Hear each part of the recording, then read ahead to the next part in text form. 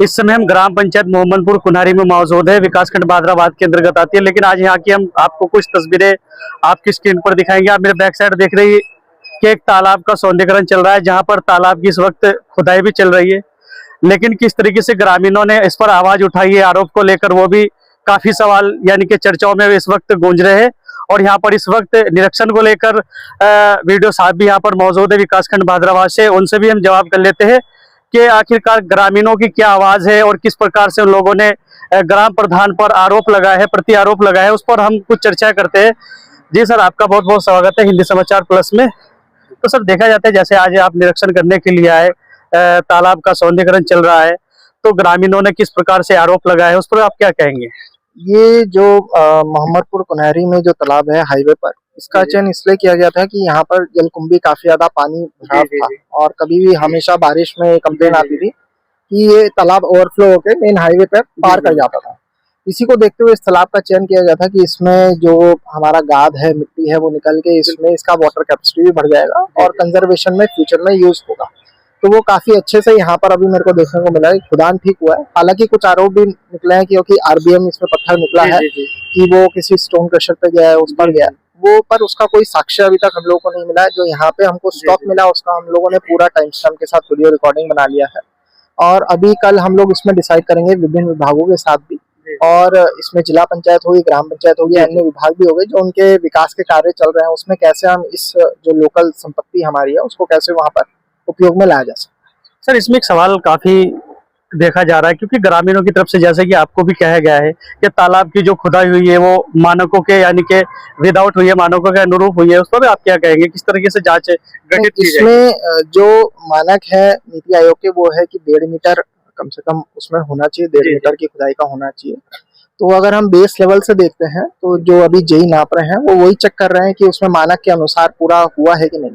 तो सर, जैसे कि आरबीएम का जो स्टॉक लगाया गया है, आपने आपका हालात भी देखे और मौके का निरीक्षण मुआयना भी किया है, तो क्या लगता है इस माल की किस प्रकार से आप बोली लगवाएंगे, उसका राजस्व वसूल के सरकारी खाते में जाएगा, ग्राम पंचायत पर रहेगा? नहीं, ये बेसिकली इसमें ये था नीति आयोग का डायरेक्शन कि जो भी मिट्टी या उसके संदर्भ में कुछ भी निकलेगा वो आइडली ग्राम पंचायत के लोकल वहीं पर ही विकास में यूज होना चाहिए। वो फार्म लैंड पे यूज हो सकता है या सड़क निर्माण में भी यूज वहाँ पर किया जा सकता है। तो सर, इसका एस्टिमेट कितना बनाया गया है तालाब को लेके?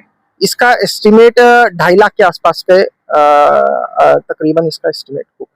तो ग्रामीणों की तरफ से एक और बड़ा आरोप है कि ग्रामीणों ने यह भी कहा है कि टेंडर की कोई विज्ञप्ति, प्रेस विज्ञप्ति नहीं लिखी है, कोई सूचना जारी नहीं की गई है। क्या सर ये धरातल पर आरोप सही है या फिर है? टेंडर की प्रक्रिया अगर मैं देखूं तो प्रोक्योरमेंट रूल के हिसाब से 2.5 लाख के ऊपर आता है, तो ये 2.5 लाख के नीचे होगा, उस वजह से ये सिलेक्शन बॉन्ड है।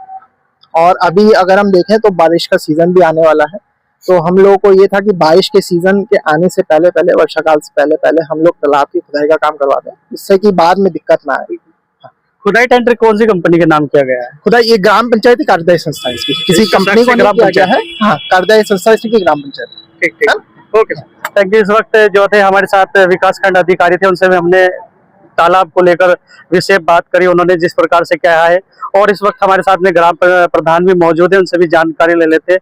सर, देखा जा रहा है कि तालाब को लेकर किस प्रकार से प्रति आरोप है, विकासखंड अधिकारी भी आज निरीक्षण को पहुंचे, तो उस पर क्या कहेंगे आप? देखिए, तालाब बहुत ज्यादा गंदगी से भरा हुआ था, जलमग्न होकर इसका चारों ओर पानी बिखर रहा था।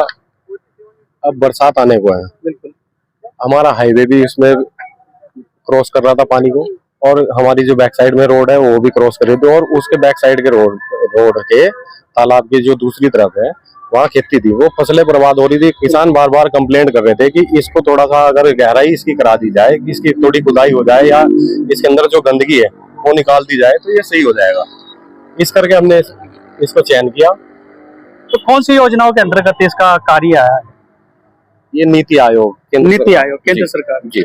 तो क्या लगता है जिस तरीके से ग्रामवासी आप पर आरोप लगा रहे हैं कि खनन इस प्रकार से स्टॉक किया गया है, आरबीएम को स्टॉक किया गया है, तो क्या लगता है अगर ये इस प्रकार के आरोप धरातल पर सही दिखाई दे रहे हैं या फिर? देखिए, ऐसा है, जब हमने इसमें काम शुरू किया इसके अंदर पानी भरा हुआ था, पूरा कीचड़ भरा हुआ था, ये दिखाई नहीं दे रहा था कि इसमें मिट्टी है कि पत्थर है। उसके बाद हमने जब इसमें पानी पूरा निकाल दिया, अपने पंप मशीन लगा के, ट्रैक्टर लगा के हमने इसकी पानी की सिंचाई कर दी। इसका पानी जब बाहर निकला तो हमें इसमें जानकारी हुई कि इसके अंदर पत्थर है। अब अधिकारियों के दिशा निर्देश अनुसार हमने उस चीज को यहीं के यहीं स्टॉक कर दिया, ना कि इसको हमने कहीं बाहर भेजा। ये जो हमारी सड़कें टूटेगी, अब बरसात में जलमग्न भी जरूरी होगी। पूरे गांव की सड़कें अभी बन नहीं पाई है, रह रही है, विकास कार्य बहुत पेंडिंग पड़ा है, तो उन्हीं में ये यूज हो जाए। तो इस स्टॉक का पैसा, इस खनन का पैसा कहाँ पर लगाया जाएगा? विकास कार्यों में किस तरीके से लगाएंगे, किस तरीके से ग्राम पंचायत को विकास को हरी झंडी दिखाई जाएगी? ग्राम पंचायत में ही लगेगा सारा इसका पैसा, जो भी होगा ये पूरा सड़कों में यूज आएगा। जहाँ जलमग्न होगा वहाँ इसको डाल के आरोप फैला दें। सही है गलत है? आरोप निराधार है, गलत है। इस समय जो थे हमारे साथ में ग्राम प्रधान भी इस वक्त मौजूद है। वो भी आप तस्वीरें एक बार मैं आपको फिर अपने दर्शकों को तस्वीरें दिखा सकता हूँ।